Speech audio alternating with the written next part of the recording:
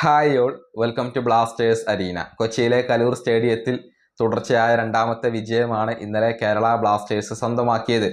ഒഡീഷ FC-യെ 1-2 ഗോളുകൾക്ക് പരാജയപ്പെടുത്തി. മത്സരത്തിന്റെ തുടക്കത്തിൽ ബ്ലാസ്റ്റേഴ്സ് മികച്ച പ്രകടനം നടത്തി അങ്ങനെ ഒരു ഗോൾ നേടുകയായിരുന്നു. പിന്നീട് ഒഡീഷ തിരിച്ചടിച്ചു. രണ്ടാം പകുതിയിൽ ബ്ലാസ്റ്റേഴ്സിന്റെ പ്രകടനം ഒരൽപ്പം മോശമായിരുന്നു.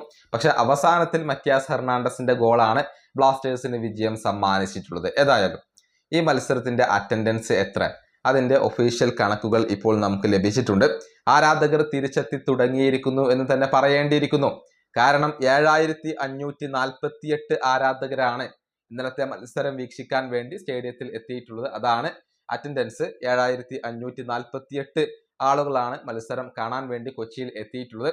ഇതിനു മുൻപത്തെ മത്സരം കാണാൻ വേണ്ടി എത്തിയത് 3000-ഓളം ആരാധകരായിരുന്നു. അവിടെ നിന്ന് നല്ല ഒരു പ്രോഗ്രസ് ഇപ്പോൾ കേരള ബ്ലാസ്റ്റേഴ്സ് കൈവരിച്ചിട്ടുണ്ട്. ഒരുപാട് ആരാധകർ കൂടുതലായിക്കൊണ്ട് സ്റ്റേഡിയത്തിൽ എത്തിയിട്ടുണ്ട്. അതിന്റെ കാരണം നമുക്കറിയാം.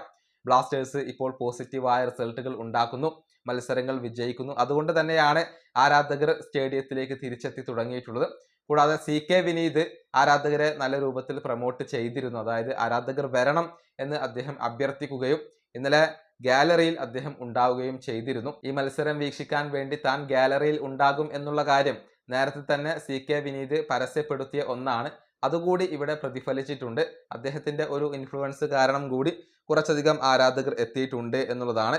ഏതായാലും ആരാധകർ തിരിച്ചെത്തി തുടങ്ങി എന്നുള്ളത് കേരള ബ്ലാസ്റ്റേഴ്സിനെ സംബന്ധിച്ചിടത്തോളം സന്തോഷം നൽകുന്ന കാര്യമാണ്. കഴിഞ്ഞ മത്സരത്തിലെ അറ്റൻഡൻസിൽ നിന്നും കാര്യമായ ഒരു വർധനവ് ഇപ്പോൾ ബ്ലാസ്റ്റേഴ്സ് നേടിക്കഴിഞ്ഞിട്ടുണ്ട്.